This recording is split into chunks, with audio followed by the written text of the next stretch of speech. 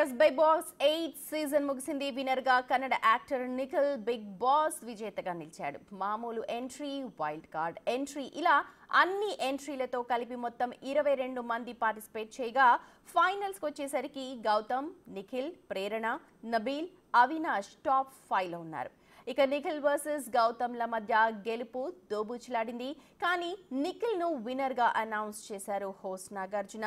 దీంతో Gautam runner up గా నిలిచాడు. బిగ్ బాస్ 8 విన్నర్ గా నిలిచిన నిఖిల్ కు 55 లక్షల ప్రైజ్ మనీతో పాటు మారుతి సుజుకి కార్ దక్కింది. హీరో రామ్ చరణ్ చేతుల మీదుగా నిఖిల్ కు 55 లక్షల చెక్ అందజేశారు.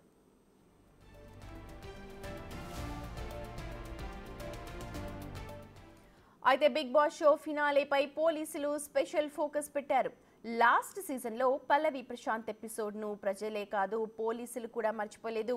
ఆ సమయంలో అన్నపూర్ణ స్టూడియో వద్ద పెద్ద దుమారం చెలరేగింది.